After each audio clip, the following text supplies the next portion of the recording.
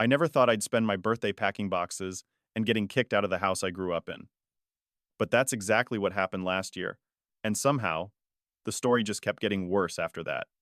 If you'd told me back then that the same people who threw me out would later try to take the only thing I had left, my new home, I would have laughed. Or maybe cried. Probably both. I guess I should start from the beginning. I'm the oldest of three. Grew up in a middle-class neighborhood in Michigan. My parents weren't rich, but they worked hard. My dad was a machinist, my mom a substitute teacher, and they raised us to believe in doing the right thing. Or so I thought. I helped out a lot growing up, took care of my younger brother and sister while mom worked, mowed the lawn, did repairs, even paid part of the utility bills once I had a job in high school. I never complained. I figured that's just what you do when you're part of a family. After college, I moved back home for a bit to save money. I got a decent job working IT for a local firm, and within 2 years, I was pulling in enough to put a down payment on a small fixer-upper house about 30 minutes from my parents' place. Nothing fancy. 2 bedrooms, a worn-down kitchen, and a leaky roof I patched myself. But it was mine. Every nail, every squeaky floorboard, every late-night Amazon order of drywall tools, all mine. That's when things got weird. At first, my family was supportive, or at least they acted like it. My mom cried when I showed her the keys. Dad gave me one of those gruff shoulder pats and said, "Guess you're really on your own now." My younger sister, April, I was excited too. She joked that she wanted to turn the spare room into her personal guest suite. My brother Nate barely said anything, but that was normal. He's the quiet type. But about 6 months after I moved out, little things started to shift. My mom would stop by unannounced, sometimes with bags of groceries, sometimes with laundry she claimed I left behind, which was weird because I've been doing my own laundry since high school. She'd walk through the place like she owned it, commenting on the paint colors or telling me I should really think about replacing those curtains, they look cheap. One time she even brought a measuring tape and started sizing the living room, just in case we ever need to move things around. I thought she was just being, well, Mom. Then there was my birthday. I turned 31. Nothing huge planned, just a quiet barbecue in my backyard, a few friends from work, maybe a couple of neighbors. I'd invited my family, of course. Mom said she was too busy with church stuff. Dad didn't respond at all. April texted me an hour before saying she couldn't come because she had a migraine, and Nate just never showed. At first, I brushed it off. Maybe they were having an off day. Maybe I hadn't kept in touch enough. But the next morning, I stopped by their house to drop off a small gift I'd gotten for Mom, just a photo I had framed of the five of us, from way back in 2005. You know, the kind of thing moms usually love. When I pulled up, there were 4 cars in the driveway, including my sister's and Nate's. I remember thinking, thought she had a migraine. I rang the doorbell, no answer, knocked. Nothing. I even texted April, and I could see the little read receipt pop up, but no one came to the door. Eventually, I left the picture on the porch, got in my truck, and drove home. Confused, hurt, but still trying to give them the benefit of the doubt. That night, everything changed. I was in the middle of washing dishes when my phone buzzed. It was a text from my dad. Short, cold, just 6 words. Don't come around here anymore. No explanation, no emotion, nothing. I stood there staring at the screen, water still running, hands wet, heart racing. At first I thought maybe he sent it to the wrong person. But no, my name was right there. I texted back, "Is everything okay?" No response. I tried calling straight to voicemail. Tried again. Same thing. I called my mom. Nothing. I tried April. Sent to voicemail. Nate never answered calls anyway, so I didn't bother. And just like that, I was cut off. From my own family. On my birthday. With no idea why. I spent that night pacing my living room, going over every conversation I'd had with them the past few weeks. I kept asking myself, what did I say? What did I do? But nothing came to mind. Nothing that could justify being shut out like that. The next day, I drove by the house again. I didn't plan to stop, just needed to see it. Needed proof that they still existed, that I hadn't just imagined 20-something years of family dinners, Christmas mornings, and weekend chores. As I drove past, I saw them in the backyard, all of them. My parents, April, Nate, even a few cousins I hadn't seen in years. They were having what looked like a cookout. Balloons, a banner, laughter, plates of food. They were celebrating something or someone. That stung more than anything, because it hit me. They weren't busy or sick yesterday. They were throwing a party. On my birthday. Without me. That was the moment it clicked. This wasn't just a cold shoulder. This was deliberate. A choice. A message. They didn't want me around anymore, and for some reason, they didn't have the guts to say it to my face. I drove home in silence. No music, no thoughts, just that tight, sinking feeling in my chest. Like the floor had been pulled out from under me. A few days passed. Then a week. No calls, no messages, just silence. I tried one more time, sent a letter, handwritten.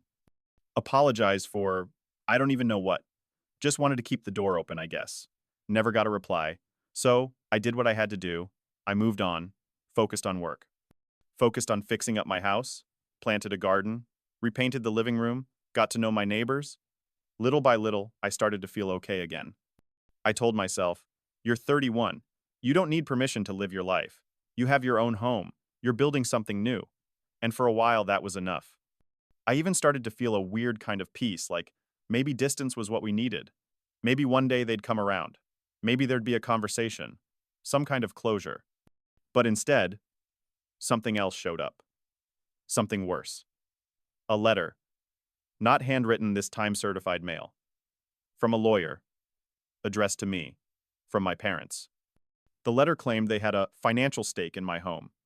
That they had provided significant support during the purchase and renovation, and therefore were entitled to partial ownership or reimbursement. I read it 3 times before I fully understood what it meant.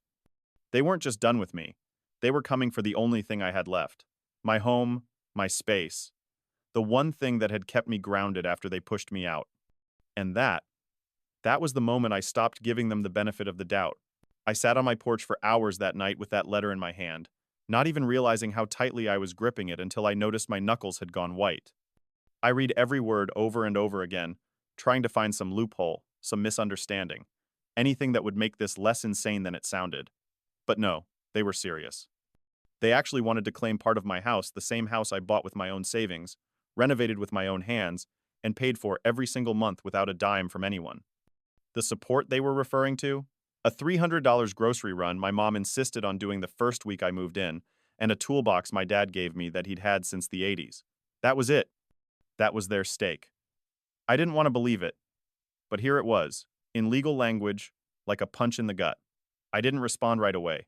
I couldn't. For a few days, I avoided everything, ignored calls, emails, even work messages. I wasn't angry. Not yet. I was just numb. Hurt in a way I hadn't expected. It's one thing to be excluded. It's another to be erased. But trying to take away the one piece of stability I had left? That felt personal. Like they weren't just pushing me out, they were trying to erase my existence altogether. Eventually, I called a lawyer. A friend from high school had gone into real estate law, and she agreed to look at the letter. Her first response was silence, then, "Are you serious? This isn't even legally solid, it's manipulative but toothless." She helped me draft a response, firm, clear, and polite. I still held on to hope, somehow, that they'd read it and back off, maybe even call me, maybe finally talk. But that didn't happen. Instead, a second letter came, this time nastier. This one accused me of taking advantage of family resources and warned that further action may be taken if the matter isn't resolved. That was when the switch flipped. I stopped feeling hurt. I stopped wondering what I did wrong, and I started documenting everything. Every receipt, every bank statement, every hour I spent renovating, every photo of the house from the day I bought it. I built a file that could choke a printer, not because I wanted a fight, but because they'd started one, and I wasn't about to let them win. That same week, a neighbor told me they saw my sister, April, driving slowly past my house. She didn't stop, didn't knock, just circled the block a couple times and left. 2 days later, my garden gate was open, and someone had been in my backyard. Nothing was taken. But the side door was unlocked, a door I never used. A door my dad had installed back when I first bought the place. That's when it clicked. They still had a key. Somewhere in the middle of trying to erase me, they'd forgotten they once helped me change the locks, and they kept a copy. I changed them again, this time with a digital code, and I installed cameras. Not because I wanted drama, but because I knew now what I was dealing with. This wasn't family, this wasn't a misunderstanding. This was a slow, quiet attempt to squeeze me until I broke. Until I gave up the only thing I had left. And I wasn't going to let them. A few weeks passed with no new letters, no calls, no unexpected visits. It was quiet, too quiet. And then one morning I got a knock at the door. Not a regular knock either, sharp. Repeated. Legal. I opened it to find a man in a blazer holding a clipboard. "You've been served," he said flatly, handing me a stack of documents. My stomach dropped. I didn't even need to read the first page to know what it was. They'd filed a claim against me, my own parents. In black and white, it said they were seeking shared ownership interest in my property, citing verbal agreements and family obligations as the basis. I sat down on the front steps and let the paperwork rest in my lap. My hands felt like they didn't belong to me. I had to remind myself to breathe. This was happening. They were really trying to sue me for my house. I called my lawyer. She was furious on my behalf, but calm in action. "We'll fight this," she said. They don't have a leg to stand on, but it still shook me to the core. Not because I thought they'd win, they wouldn't, but because I couldn't wrap my head around the fact that the people who raised me were willing to drag me into court over something I built myself. I remembered a time when my mom used to say, "This family sticks together, no matter what." I guess that only applied if you played by their rules. The court process was slow and stressful. They tried to paint a picture of me as ungrateful, selfish, someone who used them for their help and then cut them off. They even brought up old texts, photos, receipts from holidays, anything that made it seem like they were involved in my life just enough to lay claim to it. It was surreal, sitting across from them in that courtroom. My dad wouldn't look at me. My mom wore that tight, polite smile like she was hosting a dinner party, not trying to take my home. April sat behind them, arms folded, refusing to meet my eyes. Nate didn't come. I don't know if that made it better or worse. When I took the stand, I kept it simple. I told the truth. I told the judge about the down payment, the renovations, the bills, the insurance, the sweat equity I'd poured into every inch of that house. I had photos, statements, timestamps. My lawyer did a brilliant job. It was airtight. When it was over, the judge dismissed their claim, said it was baseless and clearly personal, told them, in legal terms, to get out of my life. I should have felt relieved, and part of me did, but mostly, I felt empty. Because even though I won the case, I'd lost my family. Not slowly, not over time, but publicly, legally, permanently. I went home that night and sat in the same spot on the porch where I'd read that first letter. The house was still mine. The garden was blooming. My name was still on the deed, but nothing felt the same. A victory doesn't always mean peace. Sometimes, it just means the fighting is over, and all that's left is the silence. But you know what? I've learned to live with that silence. I've filled it with good neighbors, weekend projects, music in the kitchen. I've found new people who show up for birthdays. Not because they have to, but because they want to. And most of all, I've built a home that no one can take from me. Not with guilt, not with manipulation, and sure as hell not with a lawsuit. It's mine. Finally. Completely. And that, for the first time in a long time, feels enough.